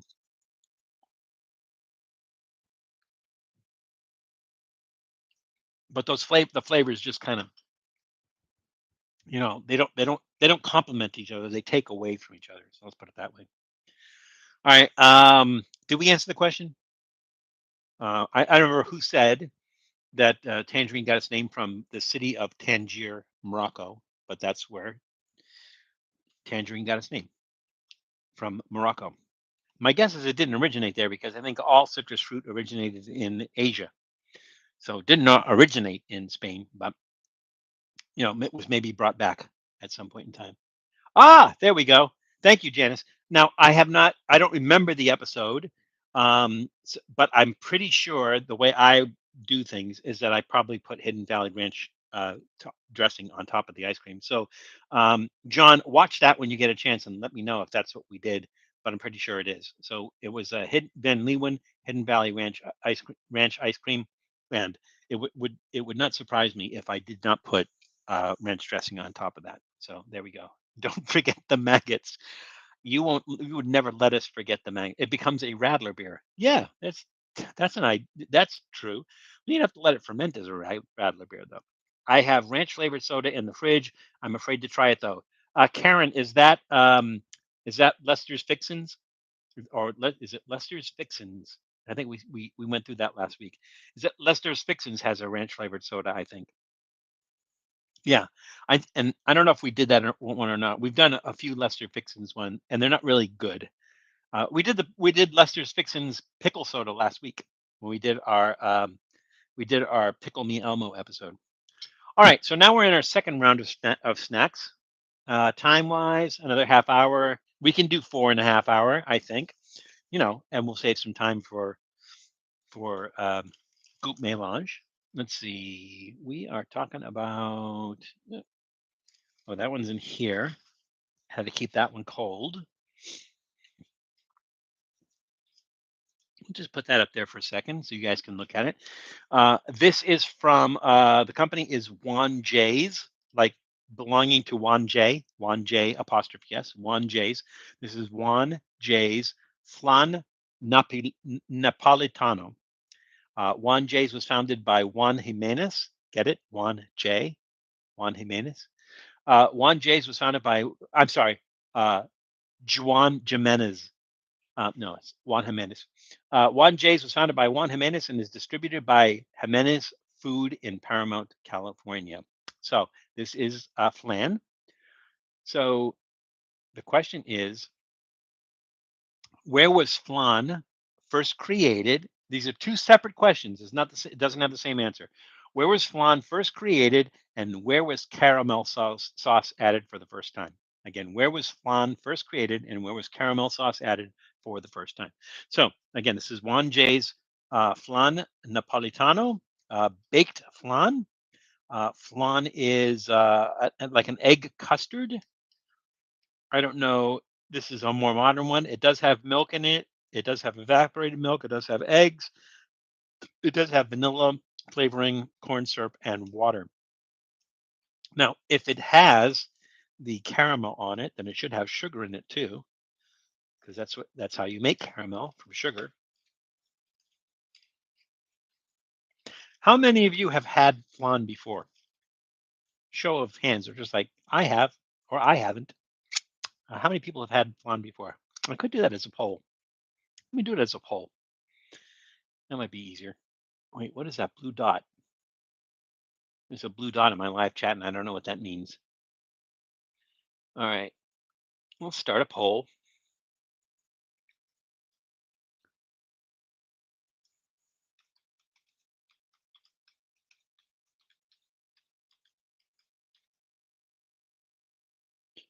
And again, remember, that's kind of like an egg custard. There's a lot of moisture to it. And boom, there we go. All right, so there's our poll. So you can see there's kind of like a liquid on the top of that, and that's going to be like a caramel, so sugar water. What do they call that in Colombia? They have a name for that. Agua panela. It's like an agua panela. It's like a mixture of sugar and water. So some people drink that like there's an agua panela soda, and they drink it. Like imagine a sugar water soda, but they drink that, and then sometimes it's like really thick, and they put it over cheese, like the squeaky cheese, as a dish down there. But that's kind of what's sitting on the top of that, and it looks like there's maybe some caramel on the bottom as well. So let's give this a shot.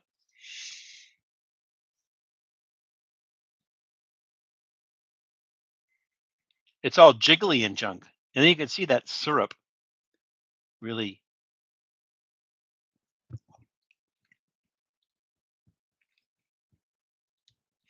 Something like this is never going to taste as good as a freshly made flan. So I have to understand that when I'm rating this. And there's the vanilla.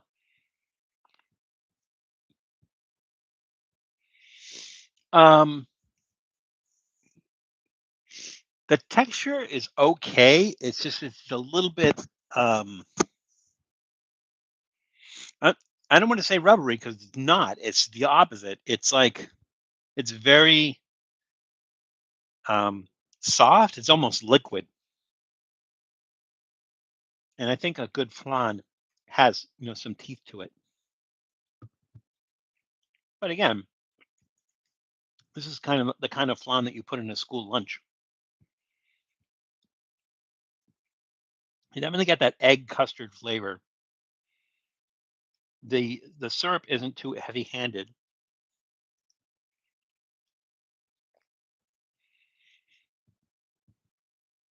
Not the best not the best flan I've ever had.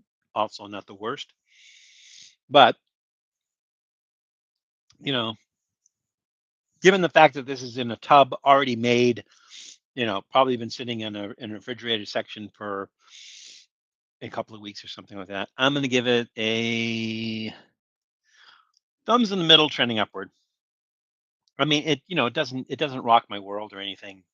It's not bad. It's not horrible and everything, but it's pretty good for like an off the shelf flan. So yeah, thumbs in the middle, trending upward a little bit. I'm gonna skedaddle. I'm knee deep in laundry, and I've been waiting for you to get here and help me with it. I guess I have to do it. I'll talk to Claudia. Maybe she'll send me up there. So what if I haven't seen her in 4 months? Yeah, let's do that. All right, Jules, it's always good to see you again and talk with you. So we will talk soon. Well, also let me know how Haley, I think, is the one that has the fever. Haley, right? Let me know how she's doing, and I will talk to you soon. Love you. Bye. Um, I had flan at the Comet in New Mexico on Route 66. I have not. I wonder how that is. Flan. Okay, so it looks like Flanenstein in Carmel, California. That's funny. Um, I'm bored. Val gave me the name of any superhero. Give me the name of any superhero, and I'll give you a random fact about them. Any superhero. Okay. Any superhero. Um, how about any superhero? Random fact. Any superhero. Underdog. Underdog. Give me a random fact about underdog. It's Lester. Oh, Lester's. Okay, that's the ranch flavor dressing. No, you should try it. Karen, never say no to anything. Always try something you haven't tried before. Definitely try it. Just don't expect it to be wonderful, and you won't be disappointed because it's not wonderful. It's okay. Let's see, where were we? Janice answered the question. The question was, where was flan first created and where was caramel sauce added to it? And so she says it originated in ancient Rome, and the Spanish were the first to add caramel sauce to flan. Uh, Actually, flan was first created in ancient Rome, and it was the Spaniards who were the first to add caramel sauce. So you're close, Janice, but not exact word for word. No, that's you're right. You're right, Janice. Do you think you ate everything that exists food wise, or do you think there's still stuff? Oh, there's a bunch of stuff that I have not tried yet. I know that for a fact because I have a bucket list. I haven't tried moose, and I always want to try moose. Um, I haven't. There's some things that they have in other countries that I haven't tried that I will only try if I'm in those countries. Like if I'm in Korea and I go to a restaurant that serves dog, I'll try it, but I won't eat it anywhere else. If I'm in Japan and they have whale, I will try it in Japan, but I won't try it anywhere else. I do want to try squirrel. I've not tried squirrel yet. I have not tried. I have not tried lionfish yet. I'd like to try lionfish. But there's not a lot of other stuff on that list. I've tried a lot of stuff, a lot. My friend Anshu, who has Exotic Meat Company, I just was talking to him the other day, and he says, "Hey, I have some interesting things for you." And so he was telling me like wildebeest. Never had wildebeest, but he has some. So you may be seeing a wildebeest episode coming up soon. Alrighty, let's go on to let's see. That's our flan. Oh, this one's going to be fun, and Julie's going to miss it. Now, the reason that this got stuck between the flan one is because we had to move the flan down because we were doing the soup on the first one. This one's going to be fun. Okay, so this is cuttlefish in its own ink, not somebody else's ink, its own ink. And this is a product of Spain. The company is called Albo. The company actually is called Hijos de Carlos Albo, which means sons of Carlos Albo, or Charlie Albo, if you want to really translate that, sons of Carlos Albo. The company was founded in 1869 by Carlos Albo K in Santonia, Spain, and this is cuttlefish in its own ink. So here's a question, and there are actually two correct answers for this. So if you give either one of them, I'll accept it as a correct answer. To what group of animals do cuttlefish belong? To what group of animals do cuttlefish belong? So we are going to try the Albo cuttlefish pieces in their own ink. Well, there's also tomato, onion, spices, ink, and salt. We were just talking about ink when we were talking about the pasta with the squid, and we're talking about squid ink. Oh, here we go. Like a can of tuna. Oh, I'm sorry, like a can of sardines.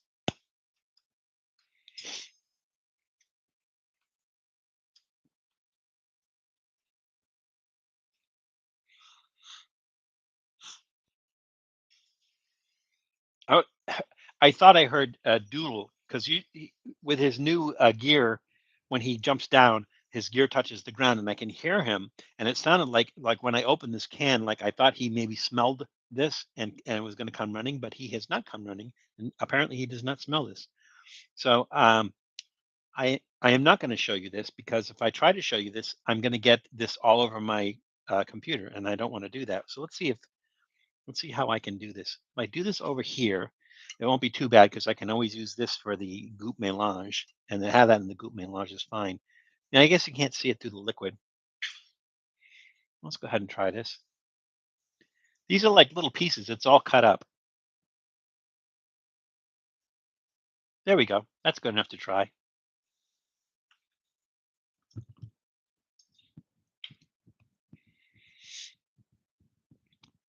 They're actually kind of tender. That's the tricky thing about doing stuff like cuttlefish. If you don't cook it right, it's chewy. It's really chewy. So you have to cook it just right. I think you can overcook it. It's easily overcook it.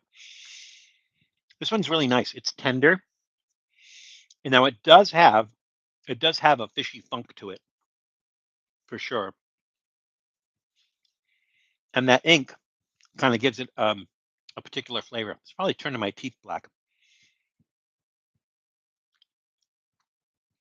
Actually, pretty good. Now, if you're not a fan of seafood, you're going to hate this, but this is actually pretty good, especially for something that comes out of a can. I imagine if you were to cook cuttlefish fresh, it would taste better, but this isn't bad at all.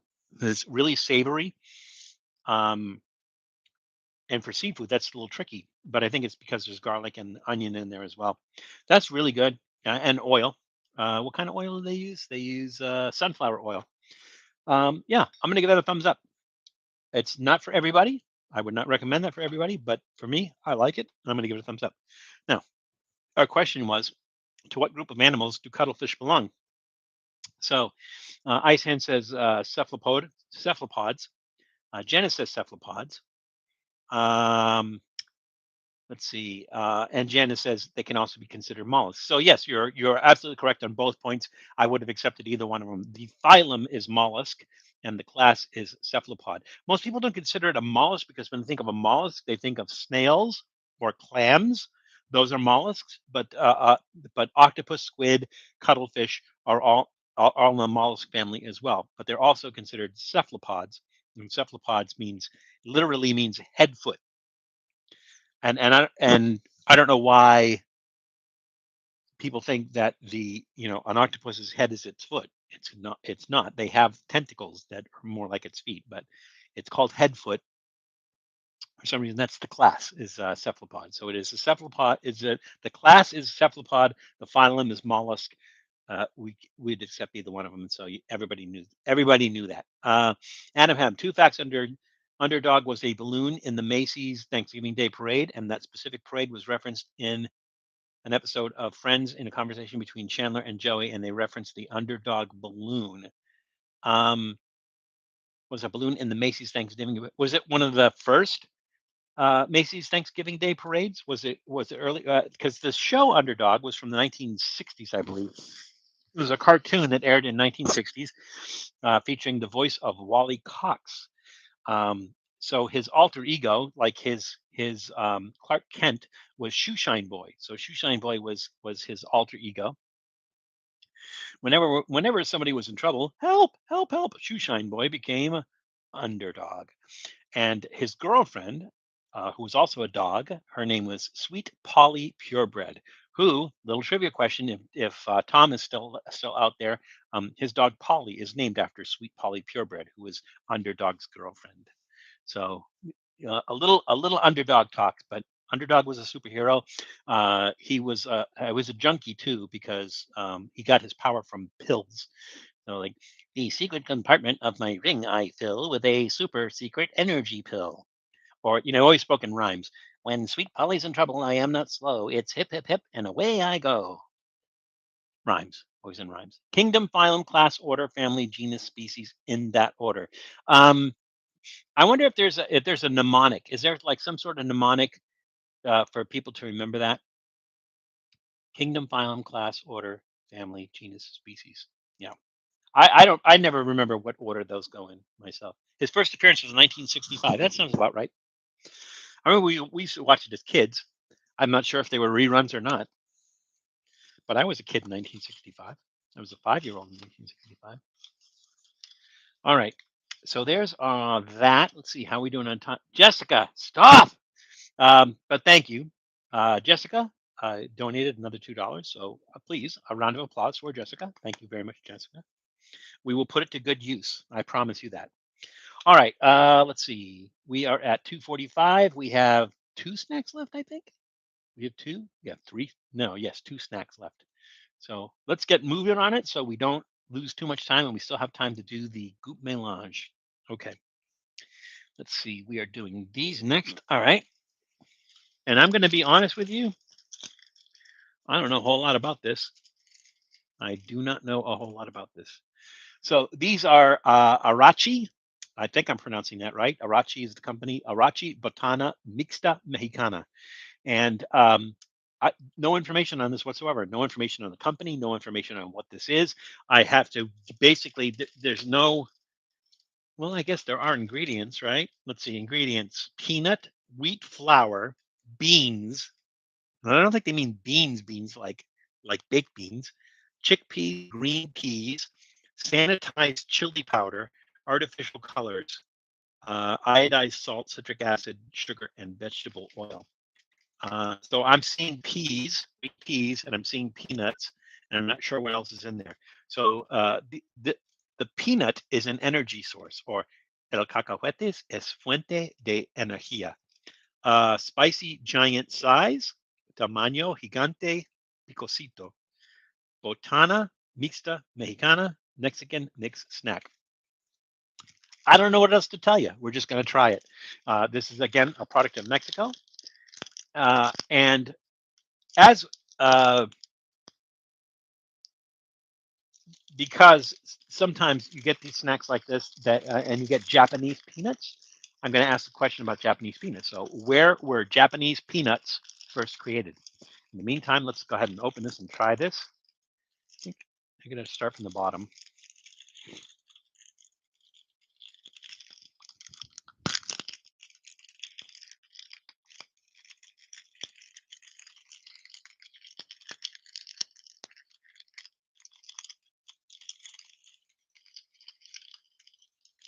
And Tom, your Polly is a purebred, isn't she?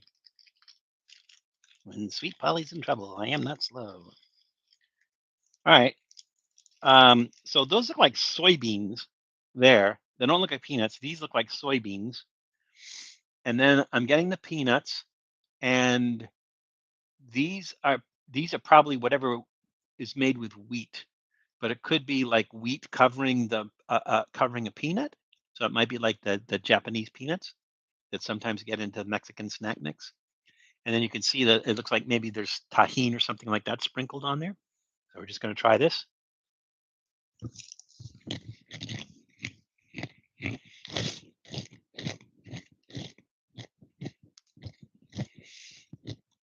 Dear King Philip came over for good soup. I figured there was a mnemonic for it.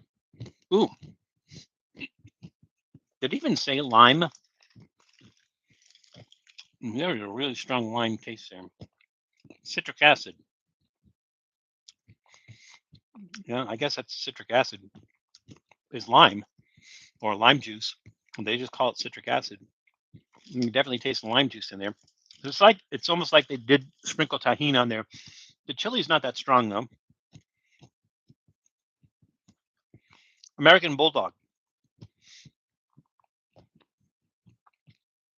I didn't realize that bulldogs got that big, but maybe it's American Bulldog, sort of like a bull terrier. It's not a bulldog, but people think of it's a bulldog because it's called a bull terrier. Spuds MacKenzie was a famous bull terrier. So it had that almost triangular face. It's really odd. There's just a hint of chili in there. Well, not really strong, so not really spicy, but it's there. There's also some weird sweet flavor in there. I don't remember if I said sugar in the ingredients. Yeah, sugar. Okay, I can taste that. But all the nuts and nut like things just kind of blend together. It's not like some of the other snack mixes. There's more of a variety of textures and tastes in there. This one doesn't really have a lot of variety as far as textures and tastes. It all kind of mixes together. So I mean, it's okay. Um, yeah, I've had better snack mixes. I want to give it a thumbs in the middle. It's just okay. Citric acid is used in hair products to combat hard water buildup. It's literally in everything because there's citric acid in everything. Oh, that's right, Nasties. You're relatively new to the channel and everything. So if you watch videos, if you watch the videos that we make, if there's citric acid in something, usually there's a close up of my face when I hit citric acid and I say, because there's citric acid in everything, because it seems like there is citric acid in everything. She weighs 95 pounds. Chumley weighs 155. Wow, that's a big dog. Yeah, I think thumbs in the middle on that one. Now, our question was, where were Japanese peanuts first created? Miguel Rangel said Mexico. Janice Yamana said Mexico. Those are the only two guesses. They were actually Mexico. So, and people say that's odd. Why would they call them Japanese peanuts if they were created in Mexico? The peanuts, which are coated with wheat flour dough and then fried or roasted, which is probably what those are, were created in Mexico during the 1940s by Japanese immigrant Yoshihei Nakatani. So that's why they're called Japanese peanuts, because they were first created by a Japanese immigrant in Mexico, Yoshihei Nakatani. Alrighty, now last snack is let's see. I got stuff all over the place. I need a bigger desk or a table. I should be doing this on a table. These I thought were interesting. These are Barcel chili and lime runners. So the product is runners. This is a product of Mexico, and this is from Barcel. So Barcel began operations in Mexico City in 1971 as part of Grupo Bimbo. So it was a division of Grupo Bimbo. Grupo Bimbo started in Mexico City in 1945. Initially, they were selling sliced white bread. So here's the question. Again, these are from Barcel. These are new, and it's a new snack, and they're called runners. Maybe because they're shaped like little cars? I don't know. It's kind of weird. They're called runners. But here's the question. The question is about Barcel or Barcel's. So what is Barcel's most popular product? What is Barcel's most popular product? Let's go ahead and try these. These are chili lime enlarged to show detail. I don't know which one's enlarged or all of them are enlarged. Maybe even this one's enlarged. It's not that big. It's a corn snack, chili, pepper, and lime. So let's see what this is all about. Actually, that one there is smaller than these. So it's almost like, let's see if we can get a close up of that one. It's almost like a flaming hot color. So I'm guessing these are going to be spicy. It looks like flaming hot. It's crunchy as hell. There's that lime flavor. It's really nice. Somewhat salty, not crazy.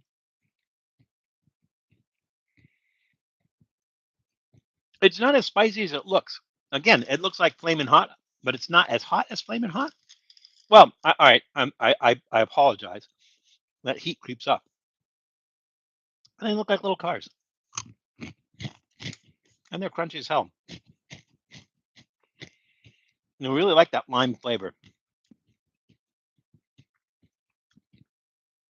They may be saltier than some of Barcel's, some other Barcel products. There's some saltiness to that. Those are nice. I like the crunch to them. They're really, really crunchy. Yeah, those are a thumbs up. It seems to me, just you know, in tasting these and eating this, it seems to me it would be very bad for you to eat a lot of these, but just like one or two of them, it's actually pretty good, and I'm going to give it a thumbs up. So the question was, what is Barcel's most popular product? Janice said Takis, and Tom says, yeah, what Janice said, which means Takis. It is in fact Takis. Takis is their most popular product. Another of their popular products is hot nuts. Now, Barcel's also makes hot nuts, but their most popular product is definitely Takis, and they're always coming out with some different one. So it is time. We have 6 minutes left. So we might go a little bit over. If you guys don't mind sticking around, well, we are going to do Goop Melange. All right, here we go. Which is going to be weird because we got a lot of like wet stuff here. So this should be interesting. All right, so this, and just like pour some of that in there. There we go. We have soup. So let's just see if I can get as many solids out of the soup as possible. Okay, let's see. Ooh, there's a nice little piece of bacon, and it looks like potato. There's some beans.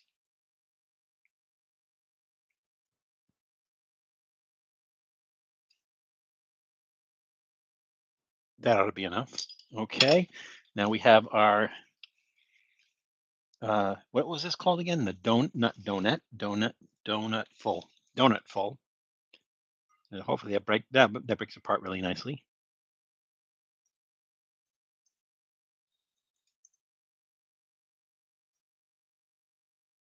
Okay.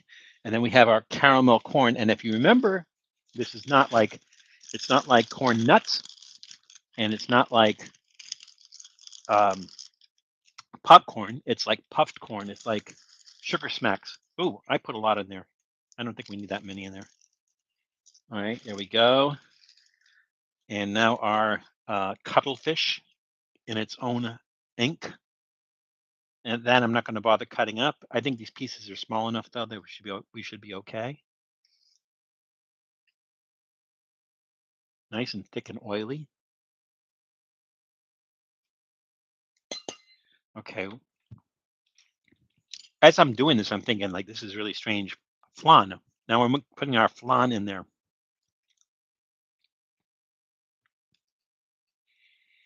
All right, that's messed up. Let's see. What am I forgetting? Oh, our runners.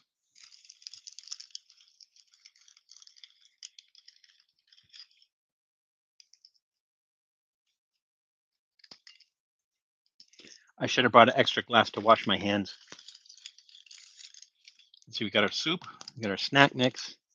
Got our donut. We got our corn. We got our calamari. Oh, I know. Hang on. What a mess. Okay, we have our Florentinas. That just crumbles apart. It's like shortbread.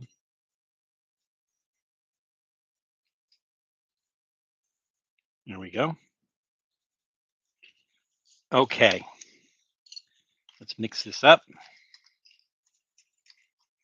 Ooh, this one's weird. This one's really weird.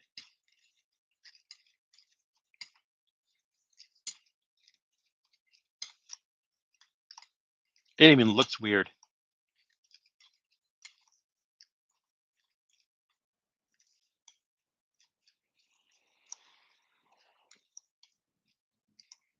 Okay, here we go. Your goût mélange, ladies and gentlemen. See, we get a good close up of that. Maybe, maybe not. All right. Let's see. I think a spoon would be good with this for this one.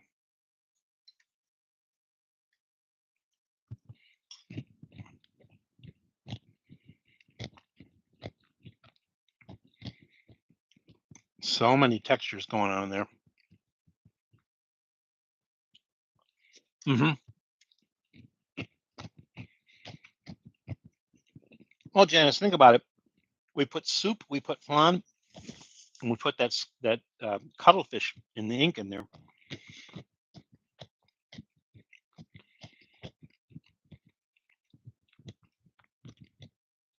It tones down the cuttlefish, that fishy taste of the cuttlefish.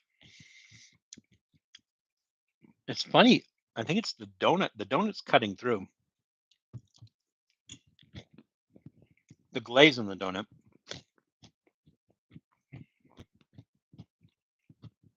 What's salty? I'm pretty sure the saltiness is coming from the runners. Not really tasting the strawberry jam from the Florentinas. I'm getting some texture from that corn.